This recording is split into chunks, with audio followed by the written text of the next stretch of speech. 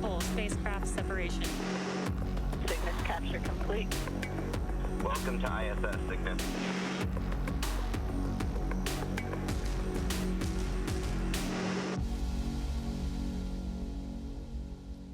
You're looking at a live view of Falcon 9 set to lift off from Space Launch Complex 40 at Cape Canaveral Space Force Station in Florida in just over 17 minutes from now.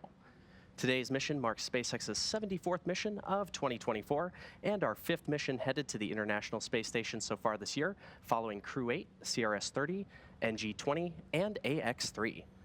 Thanks for tuning in to today's coverage of Northrop Grumman's 21st Commercial Resupply Services mission to the orbiting laboratory. I'm Zachary Lupin, an avionics reliability engineer here at SpaceX. Now, since 2012, SpaceX's Falcon 9 rocket has supported operations on the International Space Station, delivering critical science, hardware, and supplies to crew aboard the space station with the use of our Dragon crew and cargo vehicles. As part of NASA's Commercial Resupply Services contract, SpaceX and Northrop Grumman offer safe, reliable, and cost-effective transportation both to and from the International Space Station. Stage 2 lock slot In fact, Dragon and Cygnus are currently the only 2 operational U.S. cargo supply vehicles capable of supporting station activities, and Falcon 9 is the only U.S. launch vehicle in operation capable of delivering the spacecraft to low Earth orbit. And today's mission marks the 2nd time that SpaceX is launching a CRS mission on behalf of Northrop Grumman. Now, the teams here at SpaceX are proud to provide these services, which ultimately further our goal of one day making life multiplanetary. At T-minus 16 minutes and counting, the vehicle is currently tracking to an on-time liftoff. We are watching the weather this morning, which is currently 35% favorable for liftoff. Now, if we don't launch today, we have a backup opportunity this Tuesday, August 6th at 10:18 a.m. Eastern Time. Now, as you might imagine, the crew on board the space station is preparing for their upcoming delivery. And for more on those preparations, I'll turn it over to NASA's Courtney Beasley. Courtney?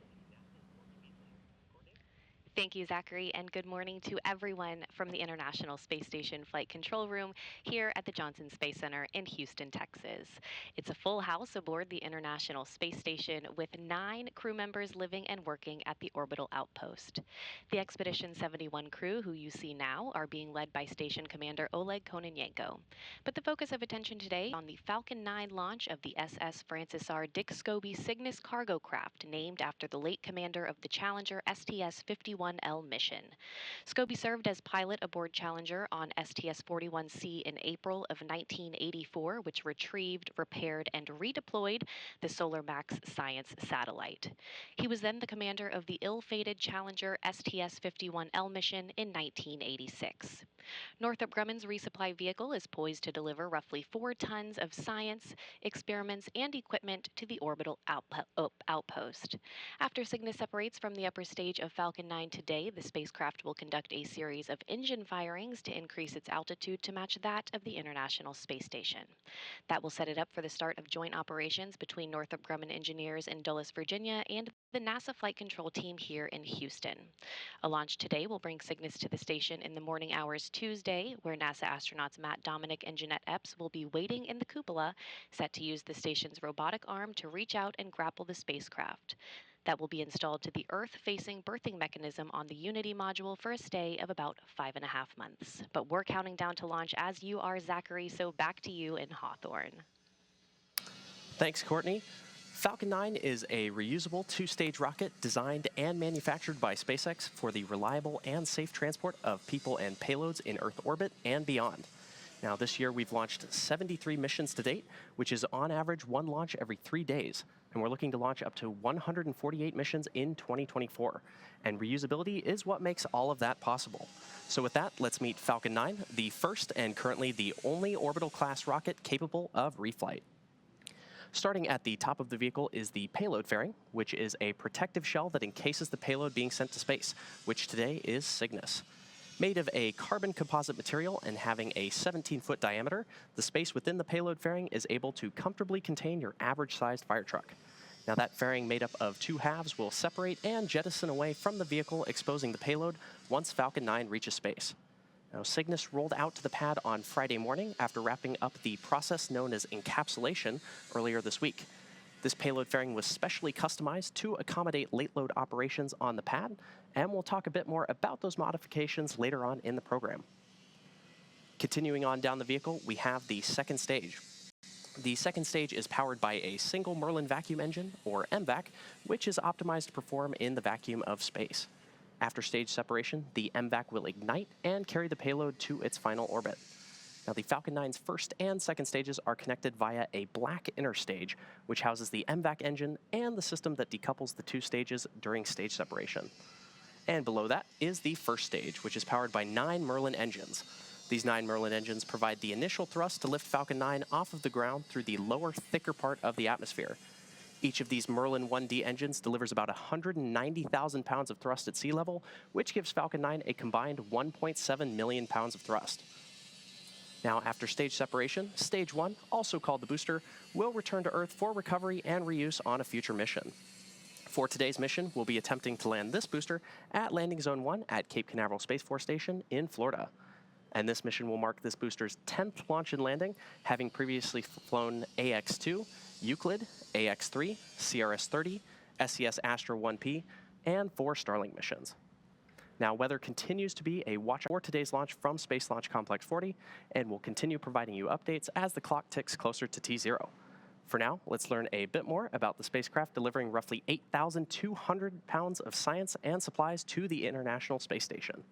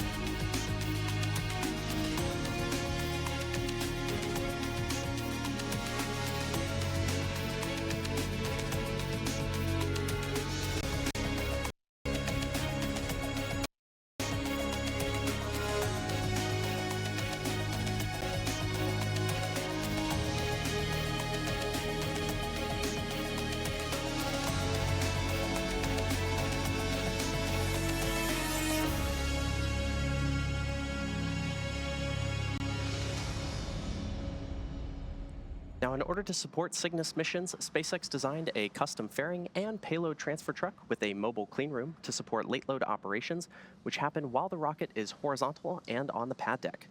Late load refers to loading cargo in the final hours before launch and after the spacecraft has already been encapsulated within the payload fairing. Now, with 8 minutes and 24 seconds to go, we can go for launch, and we'll continue to provide updates on the weather as we get closer to T0. For now, let's head back to Courtney for a closer look at the science on today's mission. Yeah, Zachary, we are at the T-minus 8 minutes and counting to the launch of the Falcon 9 rocket and the Northrop Grumman Cygnus cargo craft, which is delivering roughly 4 tons of supplies and science experiments to the International Space Station. Now, science is the prime focus for crews living and working on the station, and today's delivery run aims to observe the development of blood vessels and engineered liver tissue, evaluate liquid and gas flow through porous media, demonstrate the production of many bloodstream and immune stem cells, and much more. Let's take a quick look at the science aboard Cygnus. Northrop Grumman is set to launch its 21st commercial resupply services mission to the International Space Station, carrying science to further NASA's missions to deep space and benefit life on Earth. A packed bed reactor will test how microgravity affects the simultaneous movement of gases and liquids. Results will aid the design of various space systems, including life support systems. Researchers will continue testing a technology to produce stem cells in space, aiming to improve outcomes for patients with certain blood diseases, autoimmune disorders, and cancers. Microscopic organisms will travel to station to provide crucial insights into how spaceflight affects the ability of damaged DNA to repair itself. Demonstrations are educational videos demonstrating STEM topics in space for students on Earth. For this mission, astronauts will use a balloon, a penny, and a hex nut to examine centripetal force.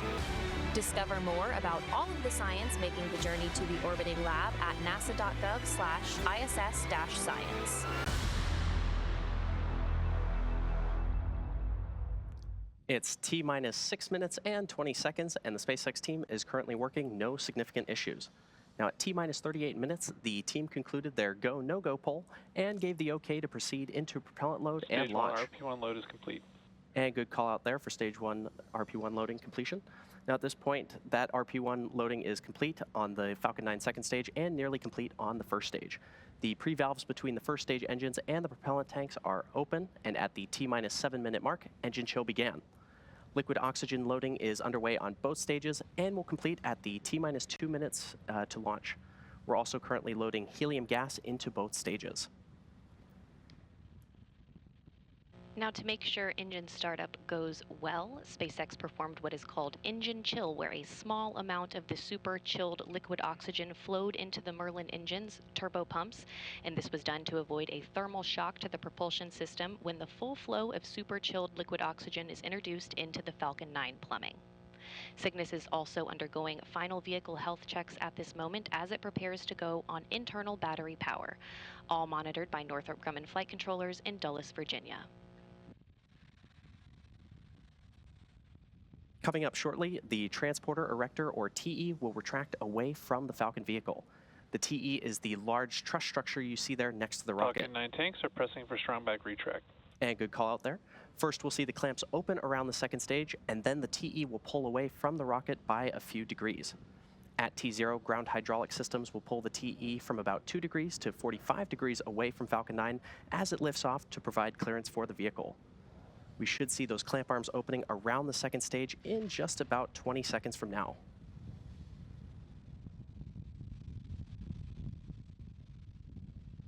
Strong back lower has started.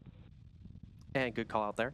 Falcon 9's fuel consists of both a propellant and an oxidizer. For our Falcon vehicles, we use a refined kerosene called Rocket Propellant 1, or RP1, and liquid oxygen, or LOX. And there you can see those clamp arms opening around the Falcon 9 second stage. We'll then start to see the strong back recline away from the vehicle.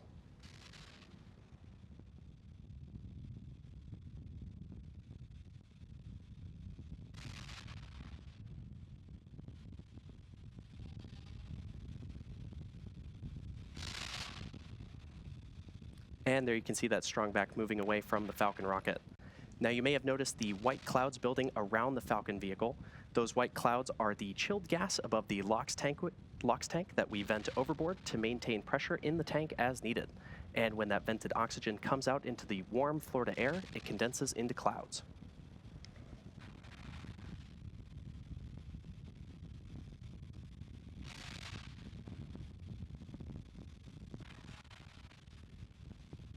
Now, as I mentioned earlier today, the booster supporting today's mission is flying for its 10th time, and a key indicator of this flight history is the soot that you might just be able to make out on the skin of the vehicle there. This soot comes from the carbon-based fuel of the rocket that gets deposited onto the body of the vehicle during re-entry through the Earth's atmosphere.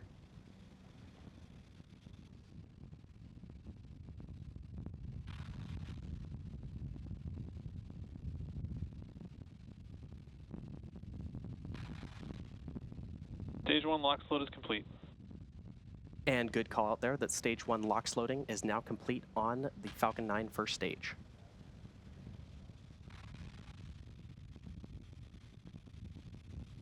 Now checkouts of the second stage thrust vector control actuators are underway. This is referred to as an engine gimbal or wiggle test. This is when SpaceX moves the nozzles ever so slightly to make sure that the guidance hardware is acceptable for flight. SpaceX does the same checkouts on the first stage engines, and that happens just seconds before ignition.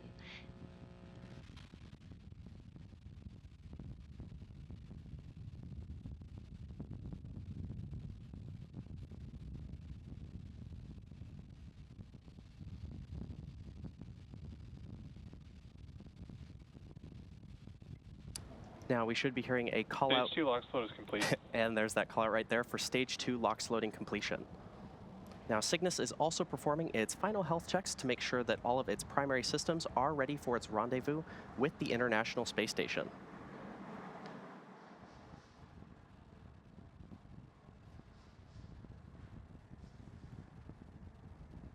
And as I mentioned earlier, those white clouds you see around the vehicle are complete. Gas launch closeouts has started. Good call out there. Those white clouds are completely normal and are just the chilled gas above the LOX tank that we vent overboard to maintain pressure in the tank as needed. Now coming up in about 15 seconds from now, we should hear the call out that Falcon 9 will be in startup, which will mean that the rocket's launch computers will have taken over the count.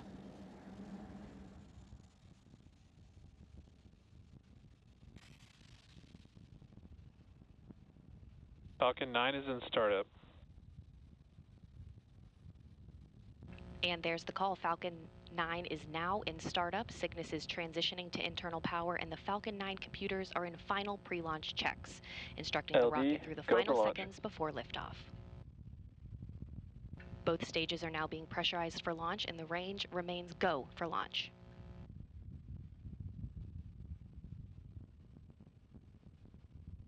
T-minus 30 seconds.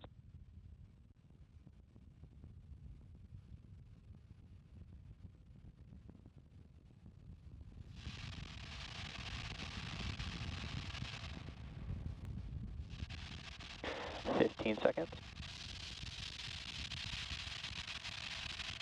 T-minus 10, 9, 8, 7, 6, 5, 4, 3, 2, 1, ignition, engines full power, and liftoff of Falcon 9. Go SpaceX, go Cygnus, NG-21.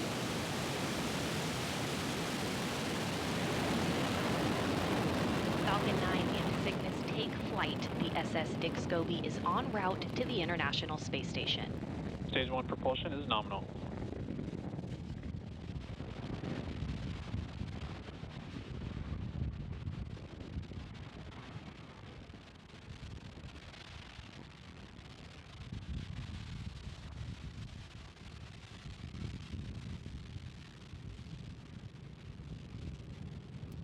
As you saw, successful liftoff from Space Launch Complex 40.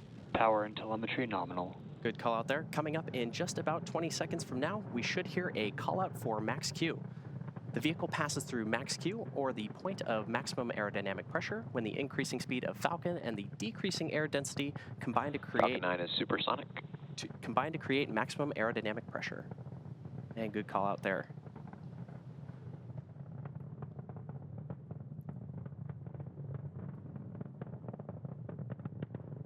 Max Q. And there's that call out for Max Q. Coming up next are 5 events which will happen in rapid succession: main engine cutoff, stage separation, second engine start, boost back burn start, and then fairing separation.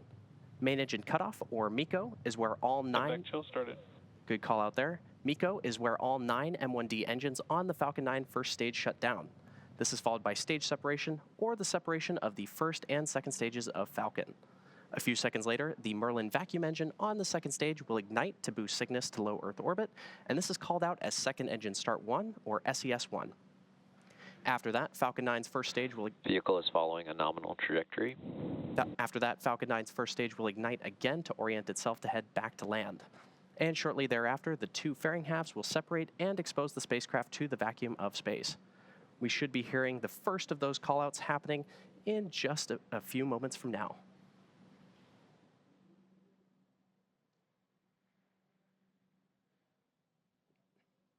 Main engine cutoff. Stage separation confirmed. MVAC ignition. Stage 1 boost back startup.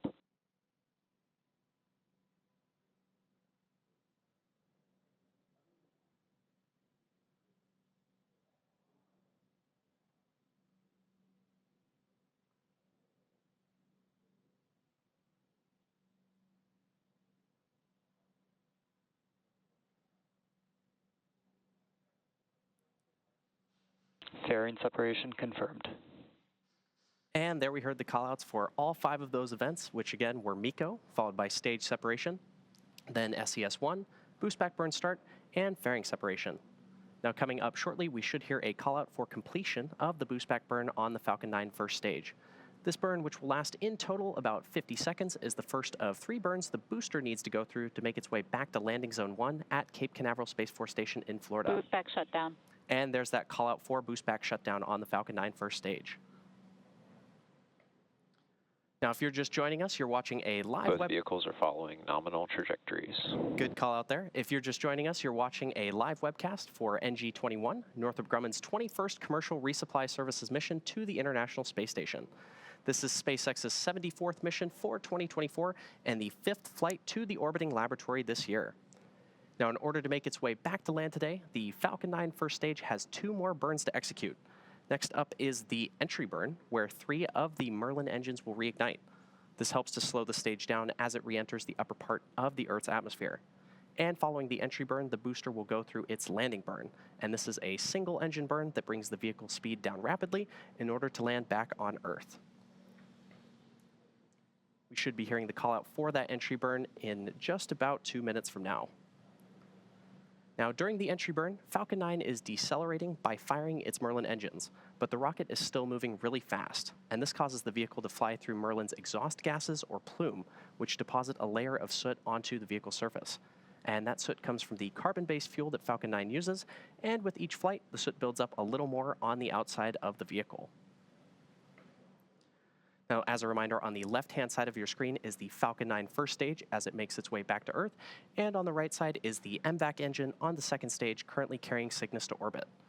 The Merlins on the first stage are optimized for sea level, and these achieve 190,000 pounds of thrust each during ascent and descent. Now, the MVAC engine, with a much wider nozzle, is optimized to 220,500 pounds of thrust in vacuum. You may have also noticed on the left-hand side of your screen, Falcon 9 is equipped with 4 hypersonic grid fins, which are positioned near the top of the first stage. And stage 1 is using nothing but grid fins for steering as it returns to Earth. They orient the rocket during re-entry and guide it during its descent back to Earth.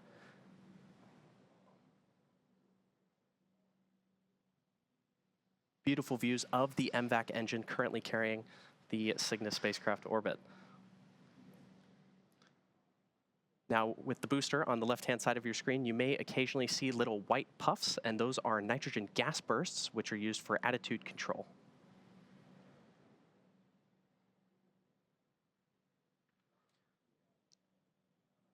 We should be hearing that call out for the entry burn of the Falcon 9 first stage in just about 10 seconds from now. Both vehicles continue to follow nominal trajectories. Good call out there. Now, that entry burn will be for the first stage, which is on the left-hand side of your screen. Stage 1 entry burn startup. And good call out there for entry burn startup on the Falcon 9 first stage.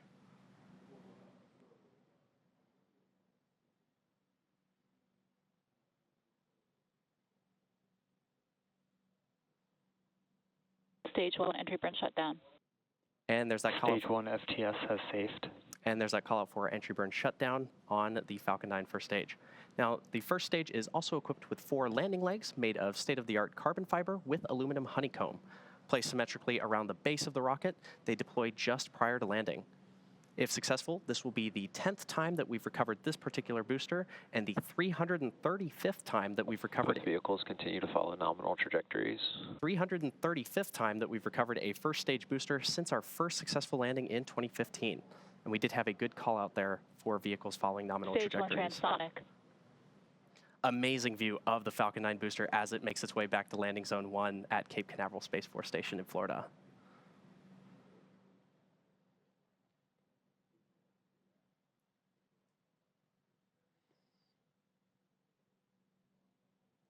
Stage 1 landing burn.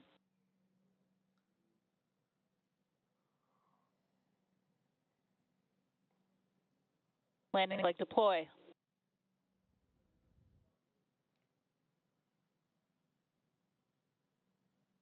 Stage 1 landing confirmed. A spectacular touchdown of our Falcon 9 booster at landing zone 1 at Cape Canaveral Space Force Station in Florida. Now again, this booster just completed its 10th flight and the 335th successful landing. Stage 2 has entered terminal guidance. 335th successful landing. Stage 2 FTS has safed. For an orbital class rocket, including both Falcon 9 and Falcon Heavy missions, and good callouts there on the nets. Now coming up at around the 8.5-minute mark, we should hear a call out for second engine cutoff 1 or SECO 1, which is when the MVAC engine on the second stage shuts down. And that'll conclude the roughly 6-minute burn by this engine needed to get Cygnus into the proper orbit for eventually intercepting the International Space Station. We should hear that call out in just a couple moments. MVAC shutdown. And there's that call out for the MVAC shutdown on the Falcon 9 second stage. We're now waiting for confirmation of good orbit. Nominal orbit insertion. And there's that call out for nominal orbital insertion. At T plus 9 minutes into the mission, and the second stage has one last major task, commanding separation of the Cygnus spacecraft just a few minutes from now. Now, for those of you just tuning in, you're watching a live webcast for NG-21, Northrop Grumman's 21st commercial resupply services mission to the International Space Station. This is SpaceX's 74th mission for 2024 and the 5th flight to the International Space Station this year. And for those of you following along, you'll know that Cygnus will be joining the Crew 8 SpaceX Dragon spacecraft, which docked with the space station earlier this year in March. Now, both Northrop Grumman and SpaceX have a long history of supporting the International Space Station with cargo missions like today's. SpaceX's first commercial resupply services, or CRS mission, CRS-1, launched in 2012 and made history by restoring America's capability to deliver and return cargo to the station. The Cygnus spacecraft has been visiting the ISS since 2013, and the first Cygnus CRS mission, Orb-1, launched in 2014. Cygnus has since then delivered more than 138,000 pounds of equipment, science experiments, and supplies to sustain the ISS astronauts under NASA's commercial resupply services contracts. Now, the most recent cargo resupply mission was SpaceX's CRS-30 mission on March 21st, 2024, delivering 6,262 pounds of scientific research, crew supplies, and hardware to the orbiting laboratory. Dragon later returned to Earth with 3,961 pounds of cargo. The CRS partnership has helped build a strong American commercial space industry that will soon take us to destinations beyond low Earth orbit. In fact, these missions are providing critical learnings that will help us develop a human presence on the Moon and Mars, which will require a steady supply of cargo missions to grow and thrive.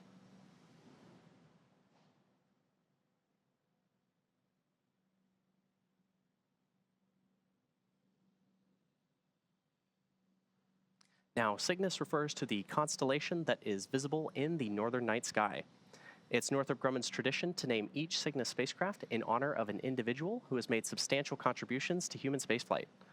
Northrop Grumman named the NG-21 Cygnus spacecraft in remembrance and celebration of the life of Francis R. Dick Scobee, a United States Air Force pilot and NASA astronaut, best known as the commander of the 1986 Space Shuttle Challenger mission, STS-51L.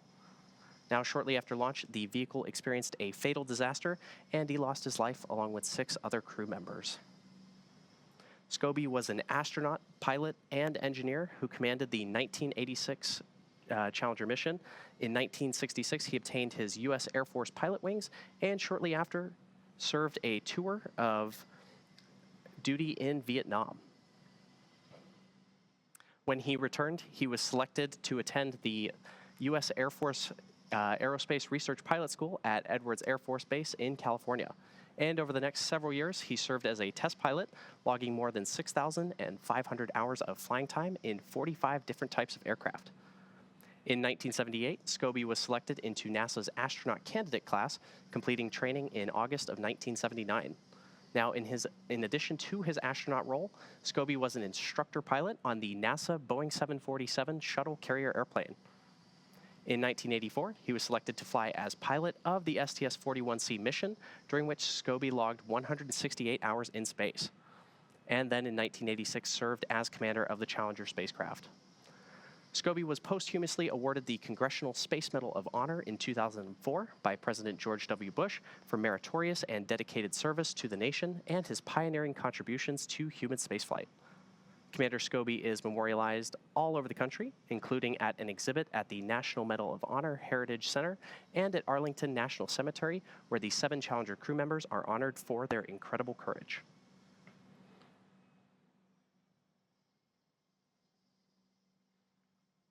We're currently at T plus 13 minutes and 12 seconds and counting, and we're expecting to hear the call out for payload deploy at around the T plus 14 minute and 36 second mark.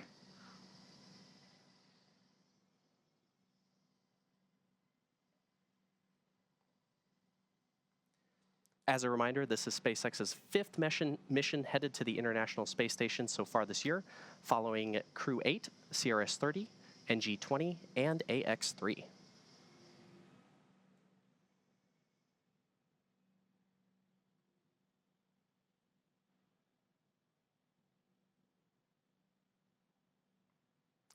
Following separation, Cygnus will have a nearly 40-hour transit to the space station, where the station's Canadarm2 will grapple Cygnus and the spacecraft will attach to the Unity module's Earth-facing port for cargo unloading by the Expedition 71 crew. We should be hearing that call out for payload deployment in just about 25 seconds from now.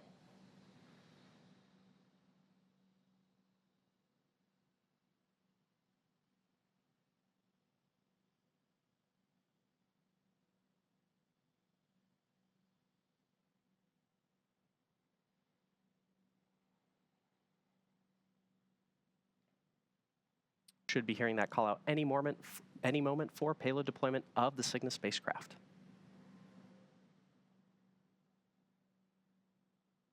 Cygnus deploy confirmed. And there you have it, a successful spacecraft separation. The Cygnus spacecraft is now on its way to the International Space Station, and as mentioned, is expected to arrive about 40 hours from now. And with successful separation, that's going to do it for me here in Hawthorne. Be sure to check SpaceX.com/launches for a schedule of our upcoming missions. In the meantime, Courtney, what's next for Cygnus? Thanks, Zachary, and welcome back into the International Space Station Flight Control Room here at the Johnson Space Center. Next up will be the deployment of Cygnus's solar arrays, scheduled to begin at about 2.5 hours after launch, and it should take about 48 minutes to be completed. Once those arrays are deployed, we will provide an update on the station blog with the latest news. But joining me now on the phone is Bill Spetch, the Operations Integration Manager for the International Space Station program. Bill, thanks for joining us, and how significant was today's launch as partners collaborated to send Cygnus on its way to the station? I will tell you, today's launch is very significant, as all of our missions to the ISS are. Each mission delivers critical resupply items to the vehicle, food, water, critical spares, but most significantly, it delivers the hardware and samples to conduct the groundbreaking science that is only possible on the ISS. It is amazing as I reflect back on the previous 20 Cygnus vehicle launches to see just how much capability has been added to the vehicle to support the ISS mission. I had the privilege to be at the first commercial resupply services launch for Cygnus to ISS, and it is awesome seeing where we are today with this launch. I'm really excited that the weather cooperated with us to get this mission underway. Bill, we're glad the weather cooperated too. If you would please outline for us the upcoming activities for the crew on board the station as they prepare for Cygnus's arrival early Tuesday. So we get most of the items in place and checked out before we launch as part of our launch commit criteria. The crew has already done some practice runs on board for grappling Cygnus when it arrives. Closer to the arrival, they will set up to monitor its approach to the capture point before ultimately grappling the spacecraft with the robotic arm. And Bill, anytime a visiting vehicle arrives at the station, there's a choreography to unload the spacecraft. How complex is that process, and what factors contribute to it? It does take a lot of planning and choreography to unload Cygnus. The team on the ground looks at a number of factors when addressing how the vehicle will be unloaded. First and foremost is we want to get going on all the time-critical science experiments that arrive on the vehicle. Those will be uploaded first to allow the crew to start conducting those experiments. The team must also take into account the available storage on board the ISS. This mission is delivering over 8,000 pounds of science, supplies, and hardware that takes up a lot of space.